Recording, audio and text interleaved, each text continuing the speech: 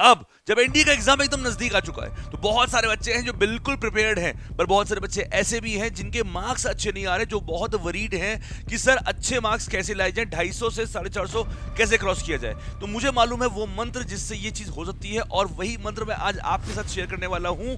भाई एक दशक के ऊपर हो चुका है, हजारों बच्चों को ट्रेन कर चुका हूं, और आज वो सीक्रेट मैं आपको देने वाला हूं इस वीडियो में। जय हिंद एवरीवन, सो मेरा नाम मयंक है और आज मैं आपके लिए एक ऐसा वीडियो लेकर आया हूं जिसकी आपको सख्त जरूरत है इस वक्त, जहां बच्चे हमारे 10 दिन से भी कम बचे हुए हैं पेपर को, और हर एक बच्चे बस ये लग रहा है पैनिक मोड ऑन हो चुका है, वॉर मोड ऑन हो चुका है, डर भी लग रहा है, ट्रस्ट इश्यूज भी हो रहे हैं खुद के ऊपर कि यार जितना पढ़ा है क्या वो सफिशिएंट है। तो मैं आप सबसे बोलूंगा एक चीज सबसे पहले ध्यान रखिए, प्लीज रिलैक्स, थोड़ा सा रिलैक्स करिए, एकदम हड़बड़ी नहीं करिए। देखिए मैं बहुत सिंपल सा बोलता हूं, जब हम पढ़ाई करते हैं तो एकदम बीस्ट मोड ऑन करके पढ़ाई करते हैं, पर जब एग्जाम नजदीक आ रहा होता है तो उसे रिलैक्स करना होता है और एग्जाम में बिल्कुल पेशेंस के साथ ही पेपर देना होता है, तभी आप अच्छा स्कोर कर पाते हैं। अब जब हमारे एकदम आखिरी हफ्ता बचा हुआ है पेपर को, तो इस वक्त कुछ बातें हैं जो मैं आपसे जरूर कहना चाहूंगा, प्लीज लिसन टू इट। और आज कुछ फॉर्मूले भी मैं देना चाहूंगा आप लोग को, जिसको करके आप एक्चुअली एनडीए क्वालिफाई कर सकते हैं।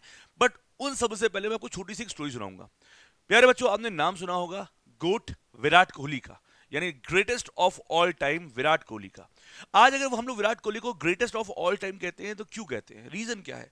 रीजन बहुत सारे हैं वैसे तो, पर एक रीजन में मैं आज आपका ध्यान ले जाना चाहूंगा, वो ये है कि याद करो जब उनके पापा एक्सपायर हो गए थे और उन्हें मालूम चला था और उनका अगले दिन मैच था, तो उन्होंने क्या किया था आप मुझे बताइए। एक नॉर्मल ह्यूमन बीइंग होता है, आप अगर उनके फादर या मदर या किसी डियर वंस का एक्सपायर होते हैं तो सारी चीजें छोड़कर इंसान वहां जाता है। पर नॉर्मल और एक्स्ट्रॉर्डनरी में यही डिफरेंस होता है। विराट कोहली ने चूज किया कि नहीं, मैं अपना क्रिकेट खेलूंगा क्योंकि जो चीज होनी थी वो हो चुकी, इस वक्त मेरे लिए यही जरूरी है, बाकी कुछ जरूरी नहीं है। एग्जैक्टली वैसे ही आपको भी इस वक्त ध्यान रखना है, एनडीए एग्जाम में हमें अपनी चीजों को प्रायोरिटाइज करना है, यानी कि इस वक्त हमारे लिए क्या इंपॉर्टेंट है।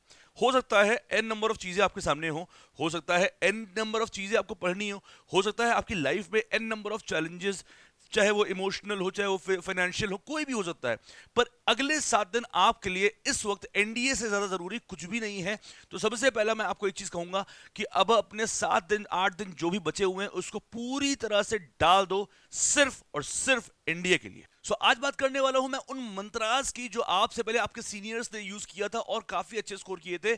आप में से काफी बच्चे वो है वो कुछ में से कुछ मंत्र जानते हैं, तो चलिए शुरू करते हैं पहले मंत्र के साथ। पहला आपको फॉर्मूला दे रहा हूं मैं, केपी रूल, यानी कम पढ़ो कई बार पढ़ो। बेटा प्लीज अंडरस्टैंड, हम लोगों के दिमाग में क्या होता है ना इमेज, कि हम लोग बहुत सारा पढ़ लें जिससे कि सब याद रहे। बेटा आप पढ़ बहुत सारा लोगे पर आपको याद नहीं रहेगा, हमारी मेमोरी की कैपेसिटी उतनी नहीं होती। अच्छा आप मुझे एक बात बताइए, अगर 10 दिन आप खाना ना खाओ और 11वें दिन आप खूब सारा खाना खा लो, क्या ये सही होगा? नहीं होगा। आपका पेट ले ही नहीं पाएगा, वोमिट कर देगा या कहीं और से निकल जाएगा।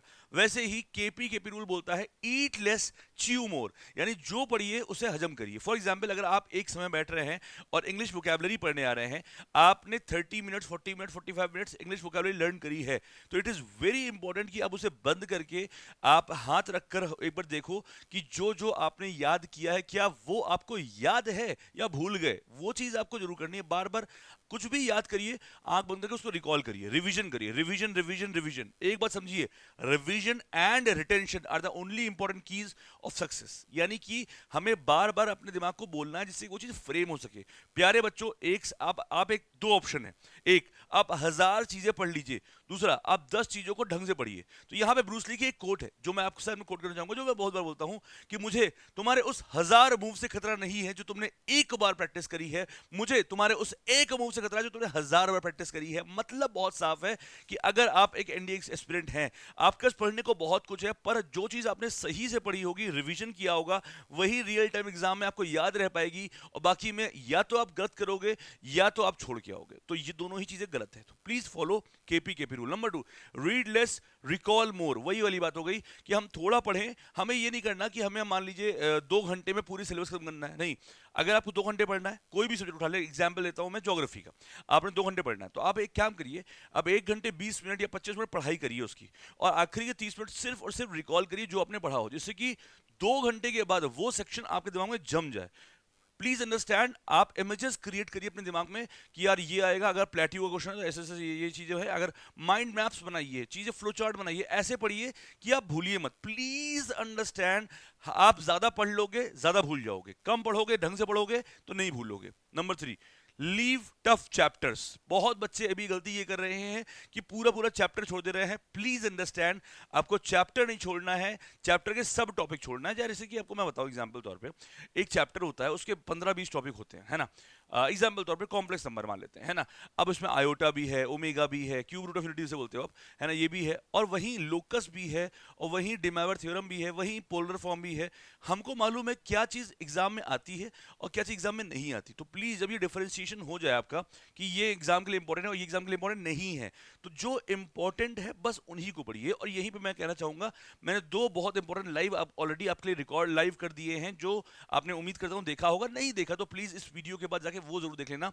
एक जहां मैंने 500 इंपॉर्टेंट क्वेश्चंस करवाए हैं, और एक जहां मैंने 2017 से लेकर 24 तक पूरा जो मोस्ट इंपॉर्टेंट क्वेश्चन रिपीट हो सकते हैं वो करवाए हैं। उन दोनों वीडियोस को देख लीजिएगा, काफी आपको हेल्प मिलेगी। नंबर 3, अगर सोल्व मॉक्स, इस वक्त बेटा प्लीज मेरा आपसे हाथ जोड़ के रिक्वेस्ट है, मॉक्स ना दीजिएगा, सिर्फ और सिर्फ प्रीवियस ईयर क्वेश्चन सॉल्व करिएगा। और रीजन बहुत सिंपल सा है, हम बेटा एग्जाम के आखिरी हफ्ते में आ चुके हैं, और ऐसे में अगर हमने मान लीजिए कोई एक्स मॉक सॉल्व किया किसी भी एकेडमी का, किसी के द्वारा बनाया हुआ, पर वो मॉक किसी इनएक्सपीरियंस द्वारा बनाया हुआ है, और उसमें जो क्वेश्चंस हैं वो हाई लेवल के डाल दिए, जैसे एनडीए में आते भी नहीं है। पर आप इमेजिन करो, आप वो मॉक दे रहे हो और आपने उस मॉक पे अच्छा परफॉर्म नहीं किया। अब ऐसे में क्या होगा, ऐसे में ये होगा कि आपका जो मोराल है वो पूरी तरह से नीचे गिर जाएगा, और आप फिर उसको उठा भी नहीं पाओगे, ये हल हो जाएगा। और इससे क्या होगा, एग्जाम टाइम में मेन आपका जो मोराल है वो गिर जाएगा। इंस्टेड ऑफ दैट आप प्रीवियस ईयर क्वेश्चन सॉल्व करिए, ज्यादा से ज्यादा बार करिए, जिससे आपको एक बात तो मालूम है कि 20 to 30% डेटा के साथ भी same question previous year question repeat करता है। तो हम पहले वो स्कोर करें, ठीक है। क्लियर है बात सभी को। Last, trust process. इस वक्त सबसे ज्यादा बच्चे के मन में फियर है कि कहीं फेल ना हो जाए। मैं आप सबसे रिक्वेस्ट करना चाहूंगा कि आपने 2 महीने, 6 महीने, साल भर कहीं से भी पढ़ा है, अगर आप हमारे ऑफलाइन के स्टूडेंट रह चुके हों, आप हमारे ऐप के हैं, तो मैं ये मान के चलता हूं कि आपको तो फेयर होगा ही नहीं। पर अगर आप कहीं और से भी पढ़े हैं, तो मैं ये मान रहा हूं कि जहां से पढ़े हैं, प्लीज आपने उनको ट्रस्ट किया है, आप उनकी प्रोसेस को बिलीव करिए, अपने ऊपर बिलीव करिए, डाउट मत करिए किसी भी प्रकार का, क्योंकि 7 दिन बचे हुए हैं। सबसे ज्यादा इंपॉर्टेंट चीज है डाउटलेस होकर पढ़ाई करना। जब तक आप फ्री माइंड होकर पढ़ाई नहीं करोगे, आप पढ़ाई ही नहीं कर पाओगे। तो अपने जो भी आपने किया है उसमें डाउट ना करिए, अच्छा किया है अब उसी को रिवाइज करिए और उसी पे भरोसे एग्जाम देके आइए। एक बहुत सिंपल सी लाइन है कि अगर मानो तो भगवान है वरना पत्थर है, यानी कि आपका बिलीव सिस्टम ही आपको रिकमेंड करवाएगा। अगर आपका बिलीव है कि जो आप पढ़ रहे हैं ये वैल्यूएबल है, रिलेवेंट है और यही एग्जाम में आएगा, यकीन मानो वही आएगा। और अगर आपका बिलीव है यार हम पढ़ तो रहे हैं पर इससे नहीं आएगा, लिटरली नहीं आएगा, so what you think you will get. मतलब जो आप सोच सकते हो वो आप पाओगे, पर सोचने के बाद करना भी पड़ेगा। तो प्लीज अंडरस्टैंड, ये बेसिक मंत्राज आप अपने एग्जाम के आखिरी 7 दिनों में अप्लाई करते हो। बच्चों आपके लिए जी जान लगाई जा रही है, बेहतरीन तरीके से काम किया जा रहा है। अगर आप इस प्लेटफॉर्म पे फॉलो कर रहे हैं तो यहाँ पे इंग्लिश की 1 शॉट, फिजिक्स की 1 शॉट, केमिस्ट्री के, बायोलॉजी के, ज्योग्राफी के 1 शॉट, करंट अफेयर के 1 शॉट और मैथ्स की बहुत बढ़िया बढ़िया क्लासेस ऑलरेडी शेड्यूल लाइव हो चुकी हैं। प्लीज एक बार आप उनको जाकर जरूर देख लीजिएगा।